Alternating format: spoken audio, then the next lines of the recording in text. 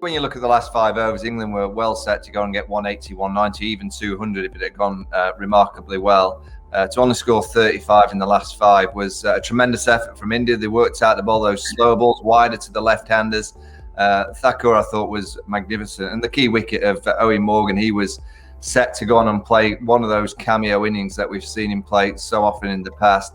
India will be delighted, but the pitch continues to play like it did in those last 5 or 6 overs where the cutters were really grabbing in the surface. I still think it's going to be a competitive score. Having a look at these bowling figures, Zaheer, not much to choose in terms of runs conceded. Only 5 bowlers to choose from for Virat Kohli, and the span between the most expensive and the least expensive, just 6 runs. So overall, you'd have to look at the 5 bowlers and say consistent performance. Well, when you're playing with 5 bowlers, you hope that this is how the bowling card should look, and I think Virat will be pretty pleased to see this kind of a bowling card. All the bowlers played their part. I felt Hardik also coming back to bowling those full quota of his overs was a great sign for the Indian team. I think they executed the plans well. The plan was pretty clear. Not to give that one-dimensional pace on the bat to this English batting lineup. That's something which was discussed. It was quite evident.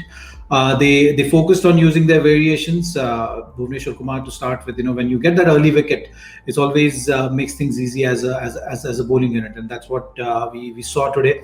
That gave liberty to Virat also to use Washington Sundar in the power play. I think that was the important factor there. If that had not happened, then when you're playing with 5 bowlers, you have to juggle around everyone, and then your plans kind of don't stay what you had thought of. So from that point of view, I think the bowling lineup will be very happy to do the job. But now it's up to the batters to go out there and make sure get the series 1-all. Michael, I know we talked about the previous game when, because of the right-handers, you had Chahal bowling an over in the power play, you had Akshar Patel who bowled an over. But given that it is Washington Sundar's territory in a sense, things seem back to normal as far as that is concerned. Yeah, I mean, when you only got 5 bowling options, you want your matchups, but when you've only got 5 options, it sometimes doesn't allow you to have those matchups all the time. I thought Virat was very good. I thought he manoeuvred his 5 bowlers very cleverly at the right times to the different players and the different batters.